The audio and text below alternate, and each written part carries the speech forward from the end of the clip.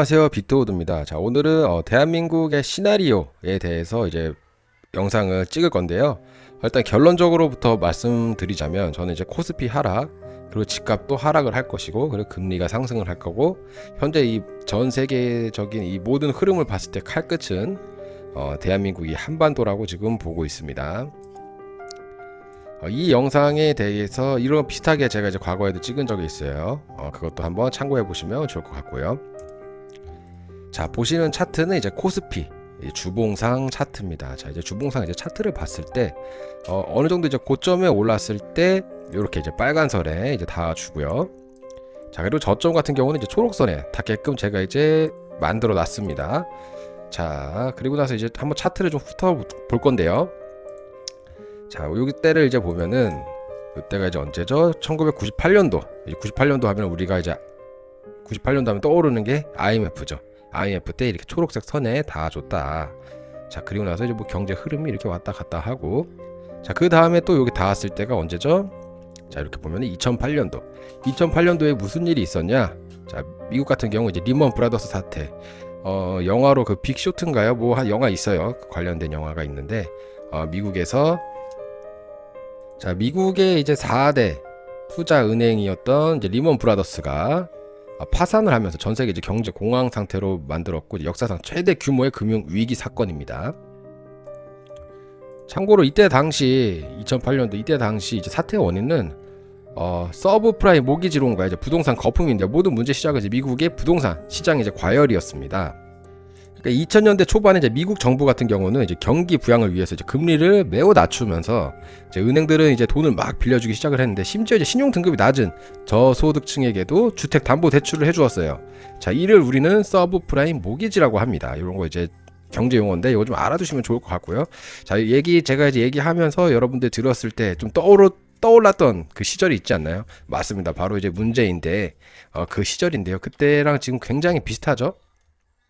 자, 이때 당시에 이제 위기의 시작은 이제 금리 인상과 금리 인상, 그리고 이제 부동산 버블이 이제 붕괴가 됐는데, 뭐든지 이제 영원하지는 않습니다. 여러분들, 이렇게 올라가는 게 영원하진 않아요. 자, 미국 이제 중앙은행이 이제 물가를 잡기 위해서, 이제 물가가 상승을 했을 때 그 물가를 잡기 위해서 금리를 가파르게 올리거나 이렇게 하는데, 그렇게 올리게 되면은 정말 감당할 수 없는 그 부메랑이 날라오게 되어 있습니다. 대출 금리가 오르면요, 이제 저소득층이 이제 이자를 갚지 못해서 이제 파산을 하기 시작을 하죠. 그러면서 부동산이 폭락을 합니다. 자, 집을 매각해서 빚을 갚으려는 사람들이 쏟아지고요. 그렇게 되면 어떻게 되죠? 주택 가격이 폭락을 하겠죠. 자, 집값이 떨어지자 이제 주택을 담보로 만들었던 수많은 파생 상품들의 이제 가치가 순식간에 증발하게 됩니다. 자, 우리나라 같은 경우도 이제 미국의 충격으로 인해서 전 세계가 흔들렸었는데, 그로 인해서 이제 2008년도 때 코스피 지수가 이제 폭락을 하면서 원달러 환율이 급등을 했었지만, 우리나라도 좀 이때가 이제 어땠냐면요.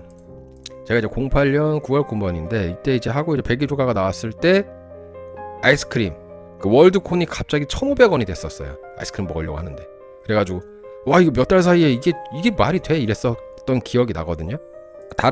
전 세계 이제 다른 나라들 같은 경우는 굉장히 엄청나게 이제 침체가 왔었는데, 저희 나라는 그래도 꽤 이명박 대통령 때 그래도 정말 모르고 지나간 편에 속합니다. 물론 코스피 지수는 이렇게 폭망을 했었지만, 자, 그리고 또 하나, 여기가 언제죠? 자, 2020년. 자, 이때 하면 떠오르는 거 우한 코로나죠. 자, 우한 코로나 때, 자, 그러니까 포인트가 자, 요때 IMF 때, 그 다음에 리먼 브라더스 2008년도 전 세계가 휘청거릴 때, 그리고 코로나 때 이렇게 초록색 선에 닿아줬었다. 자, 우리가 이제 코로나 때 문재인 정부 시절에 돈을 마구 찍어서 마구 발행을 해줬습니다. 사람들에게 마구 뿌려주고요. 자, 그러면서 주식, 코인들이 이제 전 세계적으로 붐이 일어나면서 엄청나게 큰 상승을 했었죠. 자, 상승을 할 때 보통 아무리 올라가봐 요 빨간 선에 속하는데, 요거를 이제 뚫어주는 상황이 발생을 했습니다. 이때도 야, 너무 과하다, 거품이다. 당연히 거품이죠. 그 거품이 이제 빠지면서 여기까지 이제 하락을 해줬었는데, 자, 문제는 이제 현재 상황이에요. 자, 현재 상황이 어떻다? 굉장히 지금 가파르게 올라가 있다. 그리고 지금 말도 안 되게 올라가 있죠. 자, 이렇게 올라가 봐야 아무리 이렇게 올라가도 3,800에서 4,200 선, 정말 이것도 지나치게 올라간 건데, 지나치게 올라갔다고 해도 한 요 정도까지라고 저는 봤었는데, 그거를 이제 초월해 버렸어요. 지금 코스피 수치 자체가, 지수 자체가. 이거는 정말 이제 말도 안 되는 수치라고 저는 보고 있고, 왜 이렇게 올라갔을까? 우리는 이제 생각을 해봐야 합니다. 자, 코스피가 어째서 올라갔는가? 그거에 대한 이제 계기를 보면요. 물론 이제 삼성, 이제 하이닉스 이런 AI 반도체 기술이 이런 게 이제 협상이 좀 잘 됐죠. 근데 이제 여러분들이 아셔야 될 게 이것은 사실 윤석열 대통령님의 이제 업적입니다. 근데 지금 현 정부에서 숟가락을 얹고 있죠. 자, 그리고 두 번째, 뭐 코스피 5천 간다, 5천 간다 리딩방 운영. 자, 그리고 코스피 8천 간다 리딩방 운영. 이렇게 좀 할 수 있을 것 같고요. 그리고 또 뭐가 있죠? 돈 풀기. 자, 그리고 코인 과세. 자, 이렇게 지금 볼 수 있는데, 그리고 돈 풀기 전에 부동산 규제. 자, 이렇게 지금 되겠죠. 자, 현재 이제 상승 원인은 이제 이러한 상황이 될 수 있다. 자, 코스피 5천 간다, 코스피 5천 간다 이렇게 밑밥을 깔아놓고 그 전에 이제 부동산 규제를 했었죠. 코스피 5천 간다 얘기하고 그 다음에 이제 부동산 규제를 하고 그 다음에 돈도 풀고. 자, 그러면 이 상황에서 이렇게 부동산 규제를 하면서 붕 떴던 돈이 어떻게 돼요? 자, 코스피 5천 간다, 코스피 5천 간다 하니까 사람들이 이제 코스피에 투자를 하게 됩니다. 때마침 이렇게 삼성과 이제 하이닉스 같은 이제 호재가 나와주면서 이렇게 상승을 해주기 시작을 합니다. 그런데 사실 그런 것 치고는 지금 너무 과하게 올라가 있어요. 그 이유는요, 어느 정도 이 호재에 대한 상승이 있었는데 그 상승 뒤에 이런 거대한 자본이 여기 안에 중간에 들어가게 됩니다. 거대한 자본. 여러분들 지금 블랙록이 지금 한국에 있는 거 아시죠? 한국에다가 지금 전주에다가 지금, 자, 블랙록 같은 경우 올해 3월 달에 이제 전주에 기지국을 하나, 지사를 하나 만들어 놨습니다. 그러니까 사무실을 하나 만들어 놨어요. 자, 블랙록 같은 경우는요, 어떤 데냐면요, 약 10조에서 14조 달러, 그러니까 하나로 약 1경입니다. 1경 4천조에서 2경원에 달하는 자산을 굴리는 세계 최대 규모의 글로벌 자산입니다.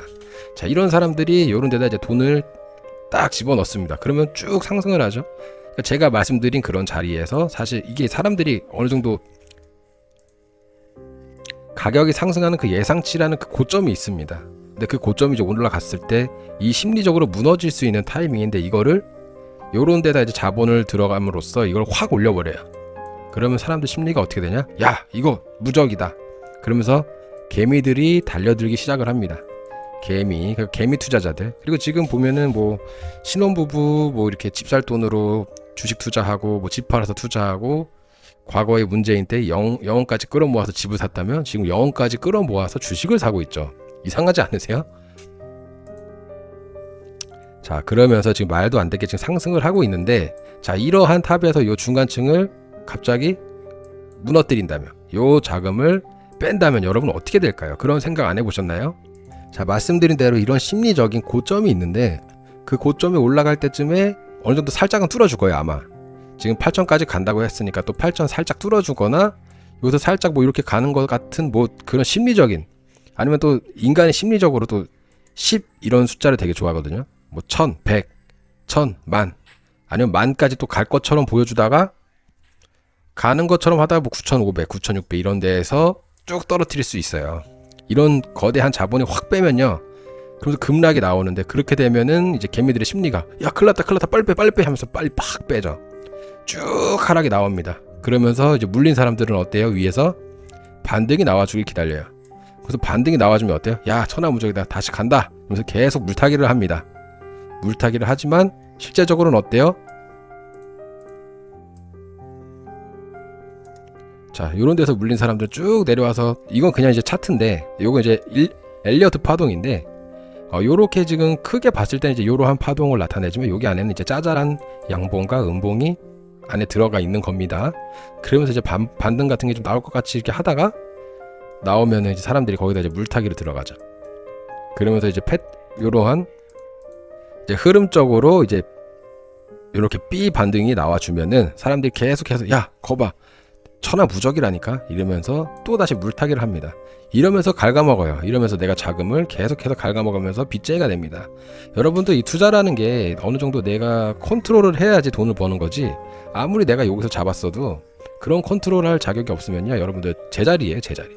결국 제자리까지 오게 된다.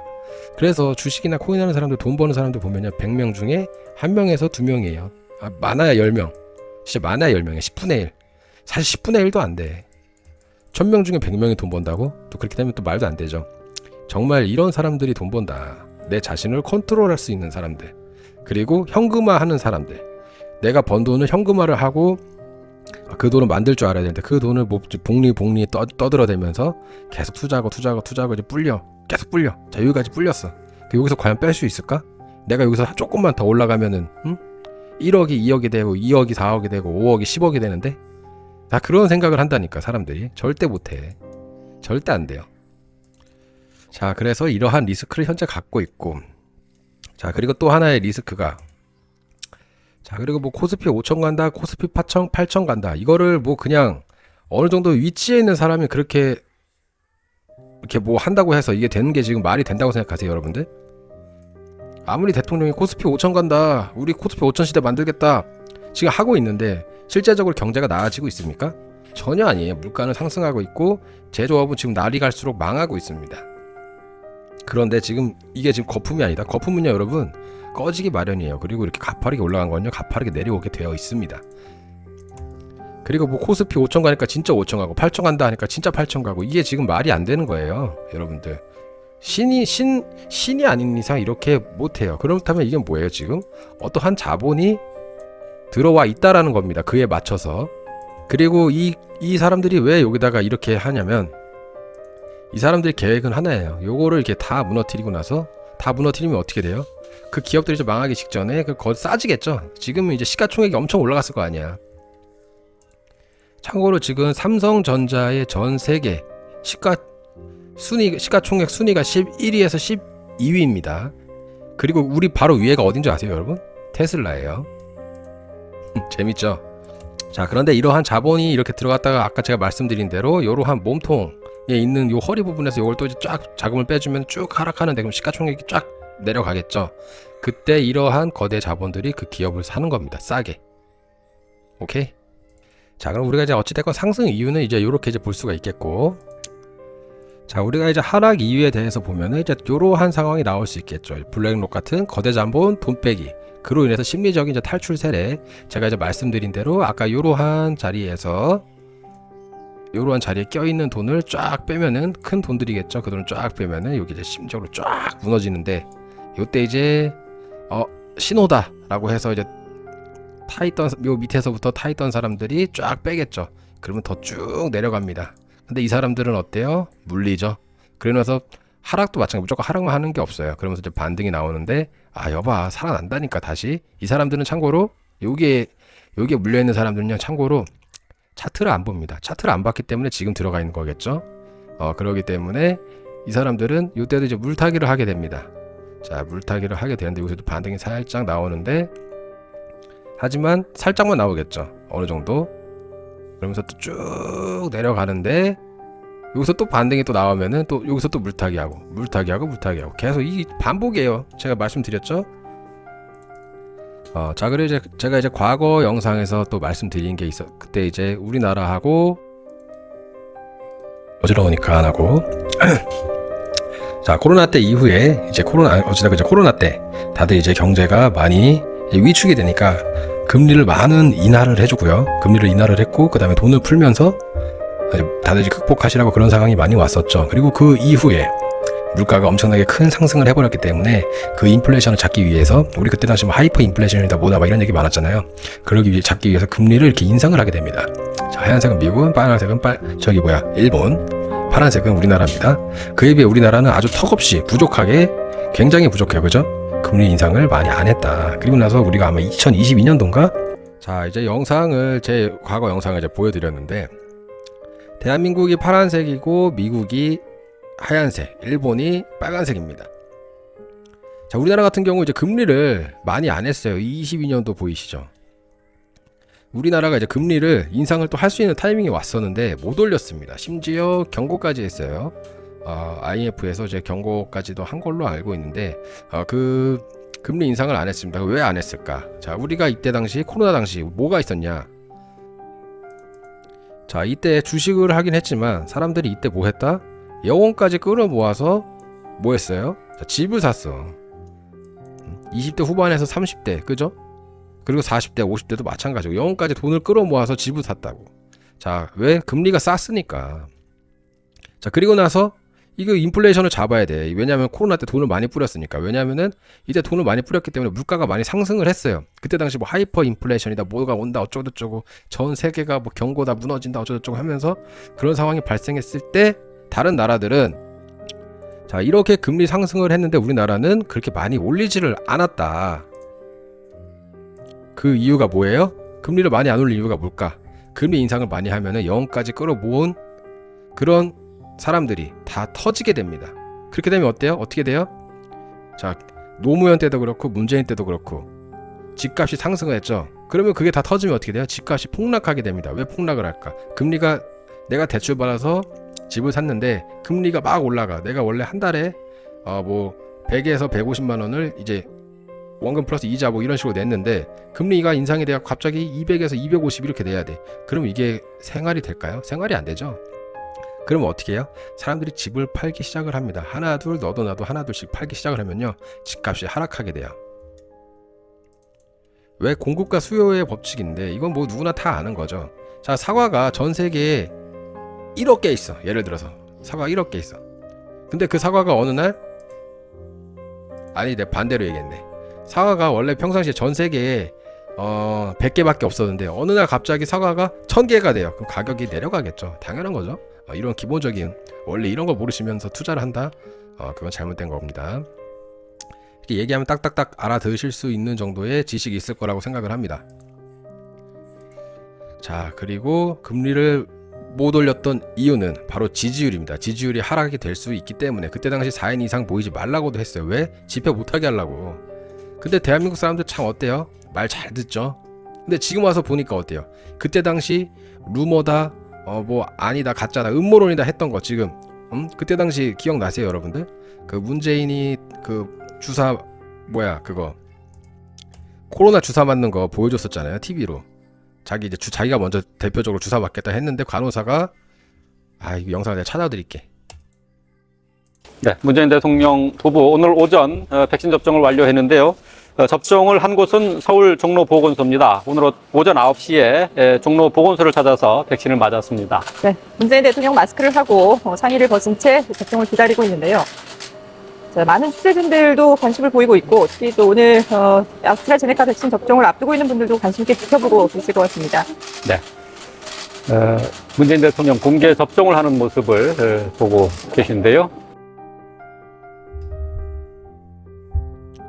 자, 이 영상의 문제점 뭔지 아시겠어요? 아니, 공개적으로 하는데 저 가림막이 왜 있어? 저 가림막 뒤에서 바깥치기 할 수도 있는 거잖아. 그죠? 다시 한번 볼게요. 네, 문재인 대통령 후보 오늘 오전 백신 접종을 완료했는데요. 접종을 한 곳은 서울 종로보건소입니다. 오늘 오전 9시에 종로보건소를 찾아서 백신을 맞았습니다. 자, 그리고 나서 지금 어때요? 지금 코로나 그 백신에 이물질이 있었다, 뭐 이런 거 지금 많이 발표되고 있죠, 여러분들. 그때 당시 음모론이다 했던 게 지금 다 사실로 드러나고 있습니다. 뭐 무튼 그때 당시 이제 그렇게 인상을 안 했어요. 아까 그 차트 보셨죠?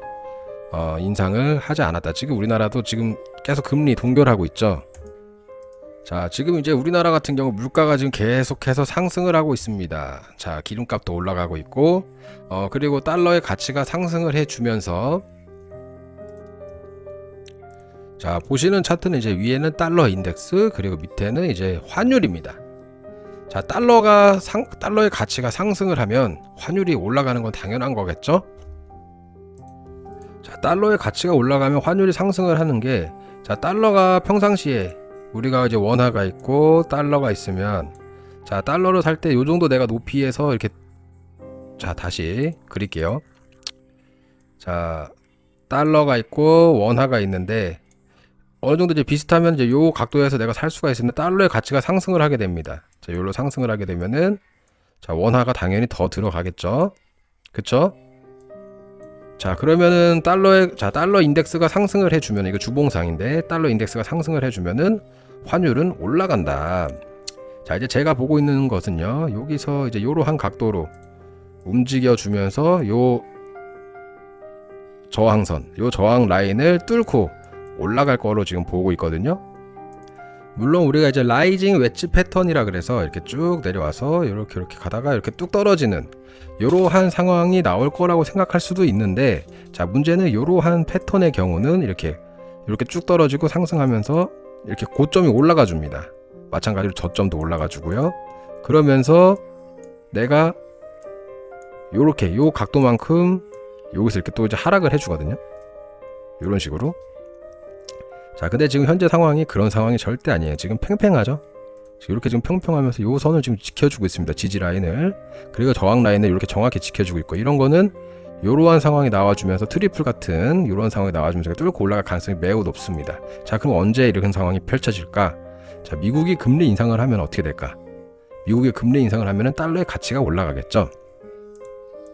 그렇게 되면은 여기 이 저항 라인을 뚫고 올라가게 되면은 이 환율이 갑자기 이제 폭발할 가능성이 굉장히 높아요.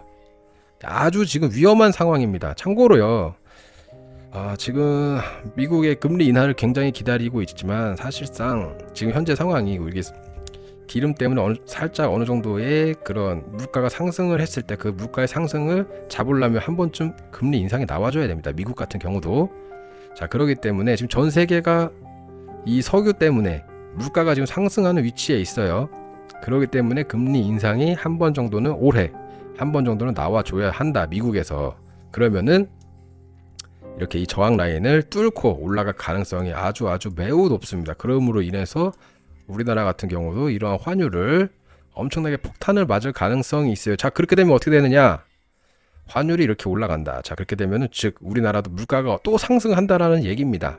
다시 돌아와서 이런 물가가 상승을 했을 때 여러분들, 그러면 우리나라 같은 경우는 어떻게 해요? 자, 이 인플레이션에 대한 금리를 인상을 해야 됩니다. 지금 계속해서 인상을 해야 되는데 안 했던 이유가, 자, 지지율 그리고 가계 부채가 터질까봐, 그렇기 때문에 금리 인상을 안 했던 건데 지금 그 타이밍을 놓쳤어요. 진작에 인상을 했었어야 됐는데 요걸 처먹더라도 안 했죠. 그럼 지금 우리나라는 지금 뭘 노리고 있을까?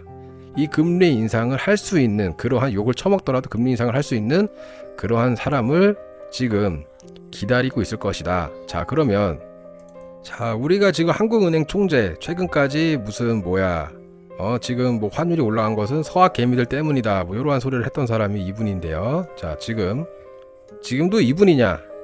아닙니다. 지금 우리나라 재임기간 4월 21일부터 22년 4월 21일부터 26년 4월 20일. 자, 이 사람이 금리 올리고 내리고 하는 거예요. 자, 새로운 총재가 왔습니다. 어때요? 자, 욕을 먹어도 이렇게 진행할 수 있는 그러한 눈빛을 가진 그러한 사람이 나타났다.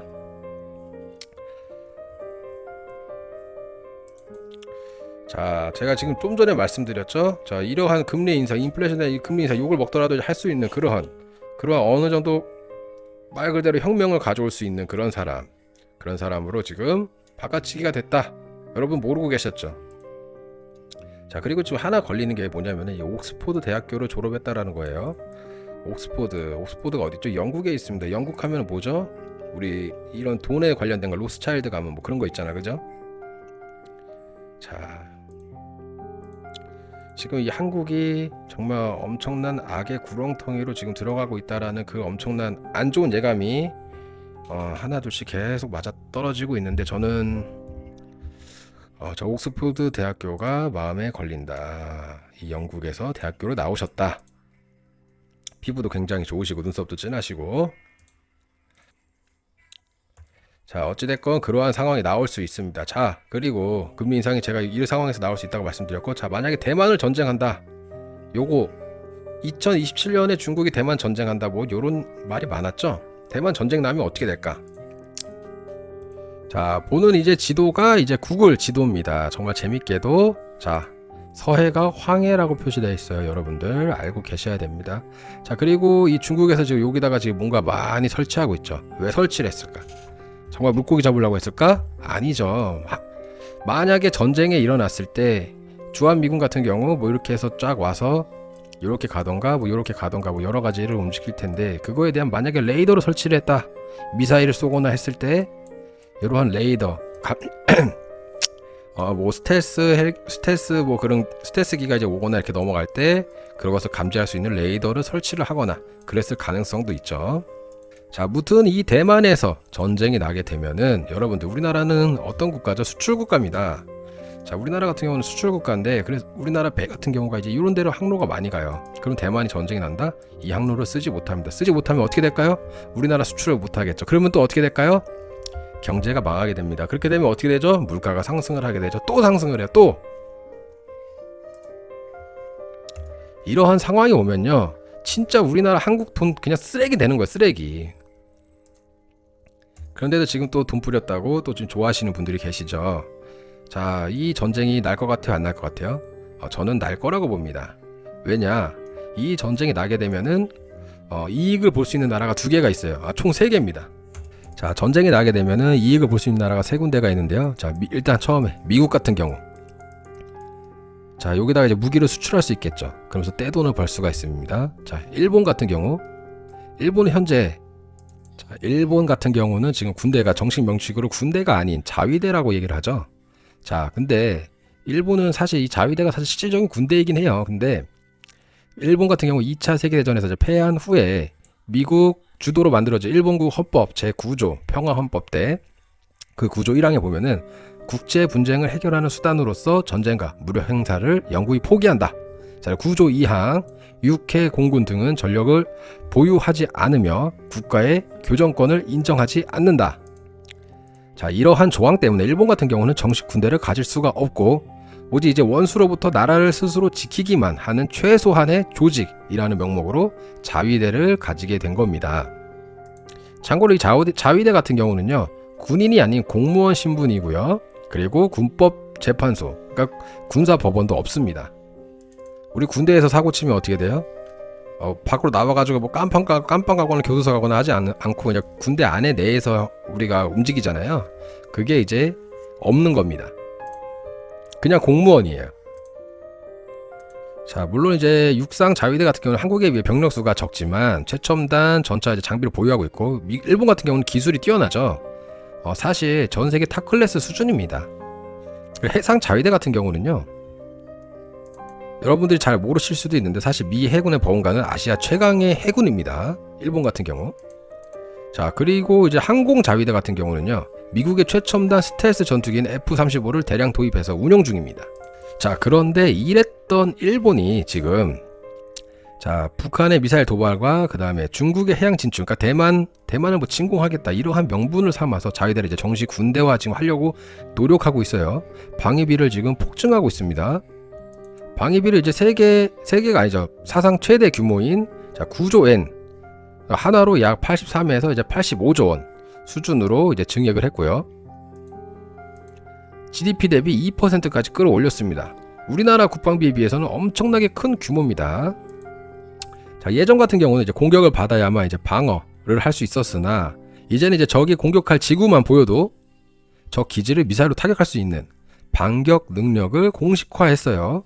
자, 중국이 대만을 침공하면은 우리나라도 도와주겠다 이런 얘기 많이 일본이 도와주겠다 뭐 이런 얘기 많이 했죠.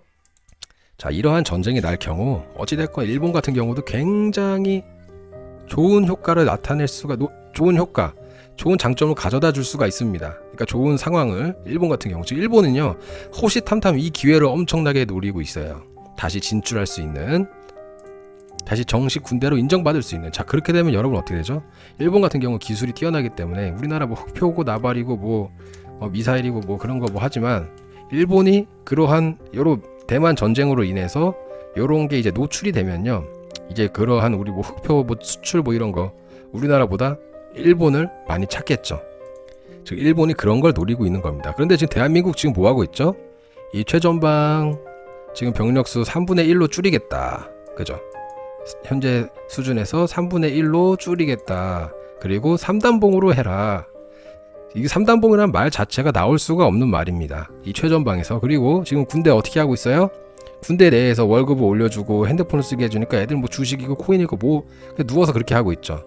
자, 지금 군대가 옛날 군대가 아닙니다. 저 진짜 지금 유격훈련장에 그 뭐야. 자, 뭐야 이건.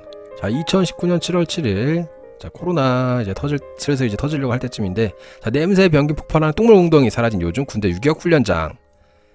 자, 여러분, 전쟁은요 어떤 상황이 변할지 몰라요. 그렇기 때문에 우리가 최악의 수준에서 물론 그러한 어느 정도 그 말이 되냐 근데 진짜 이거를 지금 이러한 상황을 이걸 지금 이렇게 만들고 이게 지금 말이 되냐고. 장난해. 지금 이게 군대예요? 이게 군대야 지금?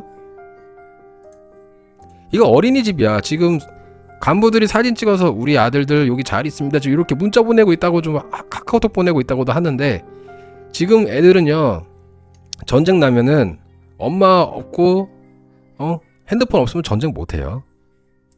개 등신으로 만들어놨다고 지금. 자, 무튼 이렇게 전쟁이 나면은 중국이 대만 침공을 할시, 일본도 오고 미국도 오겠죠. 자, 그 다음에 이제 대한민국 스탠스가 어떻게 되냐에 따라서 또 달라집니다. 근데 제가 볼 때는 지금 계속 똥볼 차고 있기 때문에 여전히 계속 똥볼 차고 우왕좌왕 할 거라고 지금 보고 있고요. 얘네 뒤에서 칼로 안 찌르기만 했으면 좋겠어요. 자, 어찌됐건 이러한 상황이 온다면 우리는 지금 대한민국 솔직히 역대급 좋은 기회거든요. 지금 그 기회 다 일본에게 뺏기고 있습니다. 자, 그래서 대만 전쟁이 나면은 또 이러한 상황이 발생되기 때문에 또 금리 인상은 어쩔 수 없이 할 수밖에 없습니다. 지금 금리 인상 할 수밖에 없어요. 계속 꾹꾹 누르고 있는데, 자, 풍선에 우리가 이렇게 할 때 가스나 뭐 이렇게 공기를 주입해서 풍선이 이제 쭉 커지죠. 자, 이렇게 커져야 되는데 풍선에다가 이렇게 주입을 하고 있는데 내가 요거를 자 요렇게 막아놨어. 손으로 이렇게 막아놨어. 근데 계속 주입이 돼요. 계속. 어떻게 돼? 터지겠죠. 결국엔 터집니다. 이거 결국에 올 수밖에 없어요. 그럼 금리 인상이 오면 어떻게 되냐? 집값도 하락하고 다 하락한다. 다 끝나요. 다. 제가 볼 때 이 초록색 여기까지 다시 한번 내려가게 됩니다. 그럼 어때요? 집은 그때 사면 되겠죠? 좋은 포인트입니다. 집은 그때 사주시면 돼요. 집 없으신 분들은 그때 집 사면 된다. 자, 주식도 그때 사면 된다. 그 다음 한반도 전쟁. 자, 여러분들 지금 이 대한민국은 계속해서 지금 문재인 이후에 병력이 많이 축소가 됐어요. 자, 여러분들 이거 뭐예요? 자, 삼각형 뭐 인도의 뭐 카스트 제도 뭐 이런 거 이렇게 떠올릴 수 있는데, 삼각형 뭐 UFO, 요즘 UFO 삼각형도 있더라고. 뭐 이렇게 떠올릴 수 있는데, 자, 그럼 요거를 한번 뒤집어 볼게요. 자, 역삼각형, 또 뭐 슈퍼맨 빤스 뭐 이런 게 좀 보일 수도 있는데, 자, 이게 지금 대한민국 인구 밀도입니다. 인구 밀도예요. 지금 대한민국 인구 밀도가 지금 이렇게 되고 있어. 자, 그러면 문재인 때 군인을 엄청나게 축소를 시켰어요. 인구가 부족하다라는 이유로, 요 밑에 애들이 부족하다는 이유로. 자, 그러면 여러분들 이렇게 부족하면요 군대 기간을 늘려야 됩니다. 만약 줄이면 어떻게 돼요? 회전이 빠르겠죠. 회전이 빠르면 어떻게 돼요? 군대가 점점 축소가 됩니다. 그러면 지금 현재 상황에서 대한민국은요 여자도 군대 가야 되는 상황이에요. 여기 이 사람들 끌어다가 군대에 넣는 게 아니라 지금 여자들도 군대에 가야 되는 상황이라고. 무슨 말인지 아시겠어요? 지금 여자들 헬스장에서 운동하고 이럴 때가 아니라 군대 가야 된다고. 응? 지금 어디 가서 필라테스 받고 그런 게 성형하고 이런 게 아니라 지금 군대 가야 된다고. 우리나라 지키려면. 지금 병력이 계속해서 축소가 되고 있고 약해지고 있습니다. 정신 상태도 약해졌고 병력도 줄어들고 있고. 무기가 좋으면 뭐해. 무기가 이렇게 많아. 근데 이거 탱크가 이렇게 많은데 정말 탱크 안에 들어갈 인원 이거밖에 없어. 이거 뭐야, 무용지물이야. 지금 그런 상황이에요. 알고 있으세요? 그리고 우리나라의 간부들, 부사관들, 지금 부사관들 다 지금 나가고 있죠. 왜? 병사들의 월급이 부사관하고 똑같아. 누가 부사관으로 하냐고 4년 동안. 응? 이런 건 뭐하러 해. 물론 저도 다른 제 윗사람들이나 윗세대들에 비해서 할 말 없지만 저도 2등병 때 4만원인가? 5만원인가? 그렇게 받으면서 했다고. 그래도 뭐 올라간다고 해도 이 비율은 맞춰놔야지 부사가 나고. 이게 지금 말이 돼? 병사가 무슨 장난하는 것도 아니고 진짜. 자, 북한은 지금 계속해서 전쟁 준비를 하고 있습니다, 여러분들. 근데 우리나라는 지금 뭐해요? 계속 지금 똥볼 차고 있죠. 자, 전쟁이 난다면 예를 들어서 자, 요 안에가 이렇게 난다고 쳐봅시다. 이거 개박살 납니다. 그럼 서울 집값 내려갈까요? 안 내려갈까요? 여기 다 내려가요. 집값 다 쓰레기 됩니다. 자, 우크라이나 같은 경우는 어떻게 됐냐? 요런 폭발 지역은 집값 다 똥값 됐어요. 그리고 이제 요런 데가 집값이 엄청나게 상승을 하게 됩니다. 자, 제가 이제 바보가 아니라면요. 지금 우리나라 제주도에 지금 뭐예요? 중국인들, 무비자 중국인들 많이 와 있죠. 지난번에 우리나라 6.25 전쟁 때 내가 깨달은 게 있다면은 지금 이 후방에서도 이렇게 칠 수 있는 이러한 전략을 저 같으면은 짤 것 같아. 응? 그리고 여기서 이렇게 자, 이게 우리가 육지를 이 남한 땅이 여러분들 이 땅이요 굉장히 중요한 땅입니다. 뭐 이거를 거꾸로 돌리면은 뭐 항공모함이다 뭐 그런 게 중요한 게 아니라요. 여러분 라이언 일병 구하기 보셨죠? 거기 라이언 일병 구하기에서 오마하 해변이 나옵니다. 오마하 해변. 이 오마하 해변에서 침투하기 위해서 정말 많은 병력을 소모하게 돼요. 그래서 한마디로 이제 해상에서 육지로 들어가는 게 사실 쉽지가 않아요. 자, 중국에서 대만 이 조그만 땅덩어리 얘네가 여태 못 쳐들어간 이유가 뭐라고 생각하세요? 이 해안에서 육지로 들어가는 게 사실 쉽지가 않습니다. 그래서 우리나라가 이 중국을 견제하고 더 나아가서는 이 러시아까지 견제를 하려면요, 이 미국이 이 대한민국 땅이 정말 필요합니다. 여기가 점령이 되면 안 돼요. 만약 여기가 다 빨간색이다. 자, 여기가 다 빨간색이야. 그럼 여기서 이제 이렇게 일본에서 이렇게 이 견제하는 게 쉽지 않다고. 응? 이게 쉽지 않다고. 그리고 여러분들 전쟁이 안 날 거다라고 하시는 분들 참 많은데요. 지금 이 이상한 짓거리를 하고 있는 나라가 여기 있고 북한 바로 우리 위에 있고 러시아도 여기에 있어요. 그럼 이 땅에서 전쟁이 안 날 것 같아? 나겠죠, 당연히. 마지막 무대가 바로 여기 한반도입니다, 여러분들. 자, 그로 인해서 저는 이렇게 이제 피를 흘리고 나서 이 한반도가 통일되지 않을까 지금 보고 있고, 제가 보고 있는 전쟁의 시기는요, 올해 말에서 내년입니다. 이 상황을 좀 버텨야 되지 않을까. 왜 올해 말이냐? 올해 11월 달에 미국에 이제 중간 선거가 있습니다. 그러니까 이러한 혼란을 틈타서 트럼프가 가장 약해지는 시기가 아닐까. 만약에 이때 중국이 전쟁을 일으키거나 무언가를 한다면 이런 것을 이제 역이용해서 할 수도 가능성이 있다라고 저는 봐요. 어찌됐건. 그리고 지금 계속 대만 쳐들어간다 하는데 내가 어디를 쳐들어갈 때, 나 여기 쳐들어갈 거야, 내일 쳐들어갈 거야, 내일 모레 쳐들어갈 거야, 뭐 내년에 쳐들어갈 거야, 이거는 사실 저는 전술이라고 봐요. 그리고 중국 같은 경우는요, 지금 계속해서 이 동해안에 진출하고 싶어하는 나라입니다. 이 땅을, 이 한반도를 옛날 천년 전부터 계속 먹고 싶어하던 나라예요. 이 한반도를 과연 안 먹으러 내려올까? 여러분들 그거 아시죠? 지금 김정은 정권이 무너질 때 중국이 재빠르게 침투하기 위해서 여기 병력들이 다 지금 포진해 있는 거 알고 계십니까? 그리고 우리나라가 이 조선민주주의 인민공화국, 자, 이거 얘기하기 전에 이 얘기를 좀 할게요. 자, 우리나라에서 지금 계속해서 이 자유라는 단어를 계속해서 빼고 있어요. 우리나라는 자유민주주의거든요. 근데 이 자유를 계속해서 이제 민주당이 정권을 잡을 때마다 계속해서 빼고 있습니다. 이게 본인들이 하려고 하는 그 시스템에 반대가 되기 때문이에요. 자, 이 북한도요, 민주주의란 단어가 들어가요. 여러분들 그걸 아셔야 돼. 자, 김정은이 먼저 번에 고모부를 총살해서 죽이고 흘려나온 그 피에 화형까지 지졌다고 들었는데, 자, 그렇게 했던 이유가 그 넘버 2가 그 고모부였어요. 고모부. 근데 그 고모부가 친중이었습니다. 참고로 이 김정은은 중국을 되게 싫어해요. 그래서 러시아하고 많이 협력을 하고 있는데, 지금 러시아 공장에 가서 약 25,000명의 인원들이 드론 공장에서 일을 한다고 해요. 본인들도 이제 전쟁을 해보니까 핵보다는 이제는 드론 전쟁이다, 이걸 좀 깨닫고 있는 것 같습니다. 자, 우리나라 같은 경우는 어때요? 드론 사령부 해체했죠. 해체까지는 안 했네요.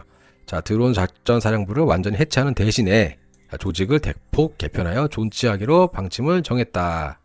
거의 아무튼 지금 개판이에요. 지금 개판. 뭐야? 해체했나?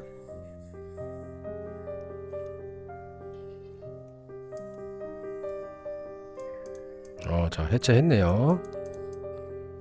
미친 겁니다, 지금. 자, 일단 미쳐있는 상황이고, 자, 참고로 이제 북한 같은 경우, 먼저 번에 러시아하고 우크라이나 전쟁할 때 그 북한 사람들이 북한이 지원을 하고 있다, 러시아를 지원하고 있다, 그때 다시 동영상이 뜨고 했었을 때도 민주당에서 어떻게 했죠? 아니다, 훈련 과정이다, 이지랄 떨어놓고 결국에는 어떻게 됐어요 지금? 맞죠? 북한이 지원을 했죠. 지금 그 사람들이 지금 우리 이근 대위 같은 사람이 우리나라에 지금 한두 명, 뭐 10명도 안 되는데, 그 전쟁 경험을 한 사람이 저쪽에는 지금 엄청 많다고. 그 사람들이 선두로 해서 쳐들어오면요, 여러분들, 그 사람들이 선두로 해서 이렇게 쳐들어온다. 자, 우리나라 군인들 뭐하고 있죠? 핸드폰 주식하고 있고, 엄마 없으면 안 되고, 카카오톡 해야 되고, 인터넷 안 터지면은 전쟁 못해요. 핸드폰으로 카카오톡 안 되면은 아마 전쟁 못합니다. 지금 병사들 정신 상태가 글러먹었다고. 근데 얘네들은 살기 위해서 살인이건 뭐건 다 해왔던 그런 사람들을 토대로 이렇게 해서 쭉 내려오면요, 여러분들 속수무책으로 당합니다. 아무리 무기가 좋고 뭐하고 해도 속수무책으로 당한다. 아마 속전속결의 전술이 또 다시 되지 않을까, 이 위아래로. 이러한 상황이 될 것 같다. 자, 그럼에도 불구하고 과거에 윤석열 대통령이 일본하고 협정을 맺었었죠. 자, 한반도에서 전쟁의 날씨, 자위대 한반도 진입 논란. 과거에 이거 가지고도 또 난리를 쳤어. 지금 그러한 상황이 절대 아니야. 그러니까 윤석열 대통령은 이거를 알고 있었던 거야. 한반도에서 전쟁이 날 가능성이 지금 매우 높다, 그거를 알고 있었던 겁니다. 지금 이거 봐봐요. 지금 이거 이런 개쓰레기 같은 놈들, 응? 기사 쓴 거 봐봐. 물론 역사적으로 봤을 때 일본은 강해질 때마다 한반도에 쳐들어오긴 했었습니다. 하지만 지금 한미일 동맹이라는 게 있죠. 지금 뭐 그 동맹도 좀 깨진 것 같아. 겉으로만 지금 거달기식으로만 지금 그러고 있지. 자, 아무튼 우리나라는 지금 엄청난 위기 상황이다. 그럼에도 불구하고 이러한 적들이 여기에 이렇게 쫙 깔려 있음에도 불구하고 전쟁이 안 날 거다, 다 쇼다, 이러고 지금 있죠. 여러분들이 경각심을 가지시고 항상 의심하셔라. 작년에 일어났던 불이나 사건 사고들, 그게 다 우연이라고 생각하십니까? 절대 우연이 아닙니다. 간첩들이 공작 같은 걸 해요. 그 불이 다 그 날 수도 없는 그런 불들이 지금 억지로 나고, 사건 사고가 지금 억지로 나고 있잖아, 그죠? 자, 무한항공 사건, 그 비행기 그 영상 그때 보셨죠? 그 비행기 활주로로 내려와가지고 그 사고 나가지고 이제 빵 터지는 거. 아니, 그 영상 찍으려고 그 지붕도 없는데 거기까지 올라가가지고 그걸 촬영을 했어. 그리고 심지어 그 보도한 데가 MBC야. 그래서 그 MBC에서 중간에 끊기면서 이상한 영상이 하나 나왔었죠. 이상한 글자하고 암호 같은 거. 그 다 우연이 아니에요, 여러분들. 그래서 경각심을 가져야 되는데 지금 우리나라 뭐하고 있다? 코스피 상승한다, 집값 상승한다 이러면서 여러분들의 자, 눈과 귀를 다 막고 있는데도 불구하고 그냥 이 코스피 올라가고 집값만 올라가면 돼 라고 지금 외치고 있고, 뒤에서는 지금 딴짓거리 하고 있는데 전혀 모르고 있죠. 그래놓고 여러가지 증거들과 이렇게 다 가지고 와서 영상을 찍거나, 이렇게 저 말고도 다른 사람들이 영상을 찍어서 올리거나 하면은 어때요? 외면합니다. 나는 중도라고. 여러분들, 중도는 없습니다. 결정적인 순간에 그들도 선택을 해야 돼요. 그리고 지금 이러한 상황에 나는 중도다? 미친 거예요. 저도 제가 옛날에 중도인 줄 알았거든요. 내가 뉴스 보고 어렸을 때 좀 공부를 못했지만 어찌됐건 수업 시간에 자면서 들었던 게 있잖아. 자면서 언뜻 들었던 게 있는데, 내가 배웠던 사회책 그 공부하면서 선생님이 했던 얘기들로는 이승만 대통령은 독재자였고 박정희 대통령도 독재자였고, 이 둘 다 부정선거를 해서 그 독재를 유지하려고 했다, 이렇게 저는 배웠어요. 여러분도 그렇지 않나요? 역사가 다 잘못됐습니다. 지금 이 대한민국이란 나라는요, 건국 이후부터 지금까지 계속 간첩들과 북한 괴뢰군과 싸우고 있습니다. 그걸 지금 모르고 있어요. 저도 몰랐어요, 사실. 그냥 그러려니 했는데 예전엔가 한번 저 이제 손님으로 와가지고 손님이 오셔가지고 이제 대화를 한 적이 있는데 그 손님이 저한테 그러더라고요. 그때 당시가 이제 문재인 대통령 때인데 그때 이제 저한테 그러더라고. 혹시 뭐 어쩌고저쩌고 막 궁시렁하고 자기가 이제 장사를 하는데 이 문재인 때문에 나라가 엉망이다 어쩌고저쩌고 얘기하길래 왜요? 왜 그러세요? 저는 제일 잘하고 있는 것 같은데 이랬죠. 왜냐면 문재인이 그때 대통령이 되고 막 총 쏘고 그 대통령들 막 총 쏘는 거 영상 한 번씩 보여주잖아요, TV에서. 근데 이명박도 그렇고 다들 이제 사격하는 거 이제 개판으로 하는데 심지어 이명박은 개머리판이 어깨 위에 있었지. 근데 문제는 자기 뭐 특전병이었다 뭐 이렇게 뭐 하면서 멋있게 쏘고 또 젊은 시절도 또 잘생기긴 했어. 그래가지고 야 문재인 저기 뭐 했었는데 그분이 저한테 좌파라 그러더라고. 저는 그런 거 잘 몰라요. 저는 중립이에요. 정치 같은 거 잘 몰라 했는데 얘기를 하다 보니까 좌파시네 이러더라고. 저는 좌파는 아니에요. 근데 잘 몰라요. 저는 중립이에요라고 했는데 그분은 계속해서 그게 좌파예요. 얘기가 계속 오고 가는데 좌파세요. 이렇게 얘기를 하더라고요. 그래서 잘 몰랐었는데 지금 와서 보니까 자기가 중도다 뭐다라고 얘기하는 사람들 있죠. 유튜브도 마찬가지예요. 그 깔짝깔짝 대시는 분이 있는데 슈카월드인가 뭔가 그분들도 보니까 제가 이제 그분 영상을 옛날에 자주 보다가 안 본 이유가 있는데 우파는 계속 극우라고 얘기를 해. 근데 좌파는 그냥 좌파라고 얘기하고 극좌란 얘기는 절대 쓰지 않습니다. 그리고 그분 하는 것 중에 또 찰리 커크를 극우라고 표현을 하더라고요. 그분은 절대 중도가 아닙니다. 계속해서 중도인 척 하는데 중도인 척 하는 사람이지 중도는 아니에요. 자, 무튼 여러분들이 이제 역사 공부 이런 것도 다시 다 하셔야 된다. 우리가 지금 잘못된 역사를 배워온 것 같아요. 어쨌든 TV 보고 뉴스 보고 했던 사람들은 다 좌편향이 되어 있다. 그리고 지금 대한민국은 95% 이상이 공산주의 체제로 지금 가고 있고요. 공산당에 지금 먹히기 직전입니다. 우리나라 나머지 5%는 한미 동맹도 끝나고요. 그냥 주한미군으로 버티고 있는 상황입니다. 그 상황을 여러분들이 알고 계셔야 되고요. 많은 사람들이 저를 포함해서 물론 저보다 뛰어나신 분들이 계속해서 이제 영상을 제작하고 올려서 이제 대한민국이 어떠한 상황이다라고 지금 얘기를 하고 있는데 그거를 무시하지 마시고 직접 찾아서 검색을 해보세요. 지금 나라가 어떻게 돼가고 있나. 그 순간부터 계속 보일 겁니다. 자, 윤석열 대통령이 계속해서 그 계엄령을 괜히 한 게 아니에요. 자, 아무튼 얘기가 엄청 길어졌는데 제 영상은 거의 뭐 그냥 라이브처럼 하듯이 그냥 혼자 떠드는 영상이고요. 자, 어찌됐건 이러한 이유로 인해서 이 경제가 엄청나게 폭락할 가능성이 있다. 자, 요 부분까지 저는 도달을 할 거라고 봅니다. 그리고 마음의 준비를 하셔야 한다. 저는 올해 말에서 내년 초를 보고 있습니다. 자, 급하게 올라간 거는 급하게 내려오기 마련이다. 자, 그러면 아까 말씀드렸다시피 이러한 상황이 온다면 자, 블랙로 이런 애들이 우리나라에 괜히 사무실을 차릴 이유가 없잖아요. 그죠? 이게 다 지금 다 계획하고 온 거라고. 만약에 이러한 기업들이 우리가 이렇게 하락을 했을 때 이러한 애들이 와서 계속 죽어간다. 그 우리나라는 어떻게 될까요? 우리나라의 미래는. 그러니까 국민들이 다 하나둘씩 정신 차려야 되는데 지금 우리나라 이 100%에서 저는 약 15% 이것도 안 되는 것 같아. 지금 정신 차리는 게 15%도 안 되는 것 같아. 지금 우리나라 지금 국민 수준이 미얀마보다도 못해요. 얼마 전에 자유를 위해서 이렇게 시위를 하고 이거 지금 우리나라 이런 거보다도 못해 지금. 나중 가서 이렇게 되면은 여러분들 그땐 늦어요. 그땐 늦습니다.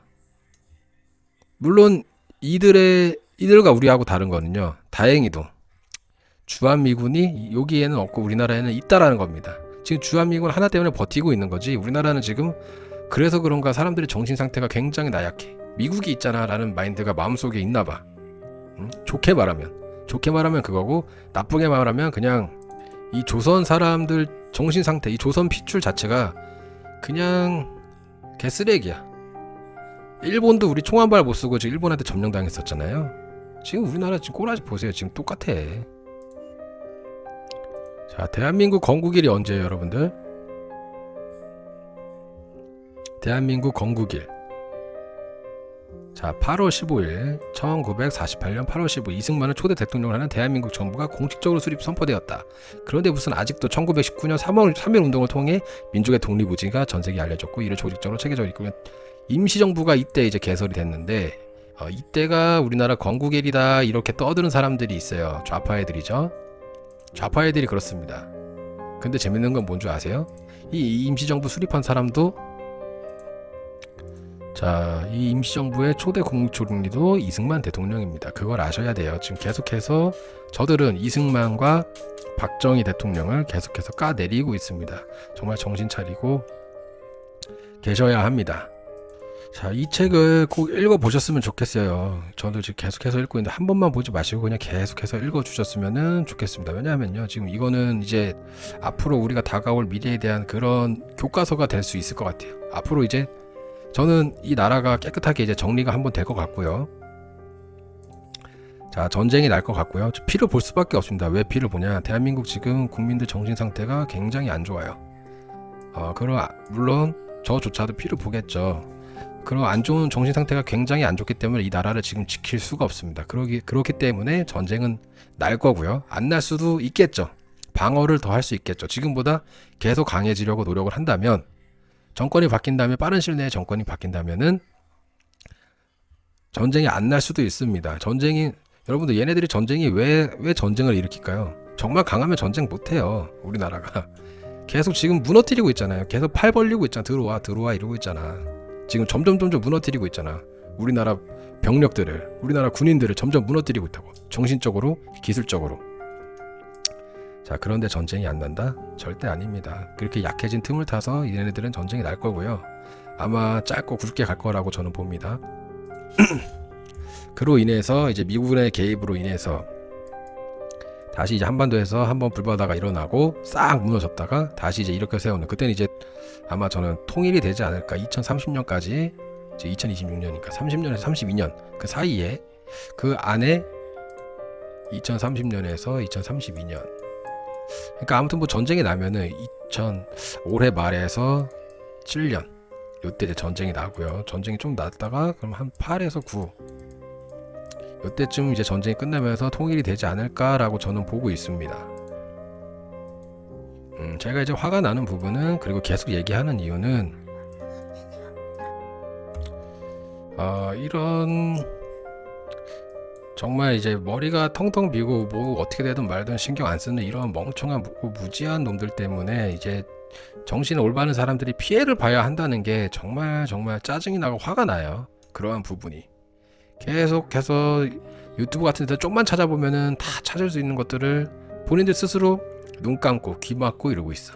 그리고 다른 유튜버 댓글들, 지금 중국 공작들 굉장히 많아요. 중국하고 북한의 공작들이 굉장히 많은데 그런 거 보고 지금 멍청하게 그러고 있는 사람들이 굉장히 많다. 자, 지금 봐도 여기 지금 직결돼 있는데 여기 뭐 폭탄 하나 떨어지면은 그냥 뭐 난리 나겠네, 그죠? 아주 그냥 좋은 먹잇감입니다. 자, 전쟁이 나면요, 이 대한민국에 무비자로 와 있는 중국인들 같은 경우에 여기서 많은 공작들을 할 겁니다. 왜냐면 혼란스럽게 해야 되거든.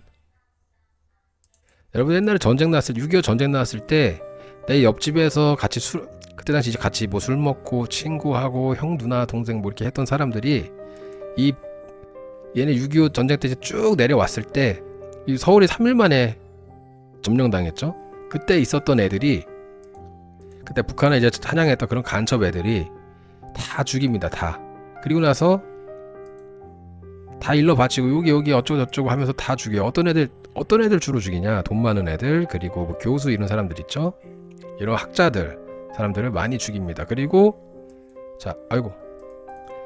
그리고 나서 이제 부산까지 갔다가 다시 한번 이렇게 쭉 올라갔을 때 그때 당시 같이 따라 못 간 애들이 있었을 거예요. 못 간 그 북한을 찬양했던 놈들, 그런 놈들이 다시 자기들이 했던 행동들이 아무튼 걸릴까봐 그때도 다 죽여놓습니다. 원래 우리나라 6.25 전까지는요, 이 공산당을 지지했던 사람들이 많았다고 해요. 근데 이 6.25 전쟁 이후에 공산당이 했던 짓을 보고 다들 이제 친미로 돌아선 사람들이 많다고 합니다. 그런 내용들 다 이제 책에 나와 있고요. 여러분들이 좀 이런 책을 읽어보셨으면 좋겠습니다. 이게 이제 우리나라의 이제 새로운 교과서가 되지 않을까. 정말 진실을 알릴 수 있는 그러한 교과서가 되지 않을까라고 봅니다. 지금 우리가 알고 있는 지금 교과서, 사회책, 국사책 모두 다 따를 게 다 손 봐져 있는 내용입니다. 자, 그래서 이제 오늘 내용은 여기까지고요. 좀 영상이 좀 많이 길었는데 원래 좀 짧게 하려고 그랬는데 짧고 굵게 하려고 그랬는데 또 길어졌어. 이걸로 이 나라 얘기만 나오면은 진짜 너무 길어지는데 미치겠어요. 지금 너무 답답해서 주변 사람들한테 얘기하고 있는데도 뭐 전혀 뭐 믿지를 않으니까 저도 진짜 너무 답답하고요. 우리나라는 이제 똥인지 된장인지 찍어 먹어봐야지 그때 이제 정신을 차릴 것 같습니다. 자, 부터 제 영상은 이제 여기까지고요. 이제 긴 영상 봐주셔서 감사드립니다.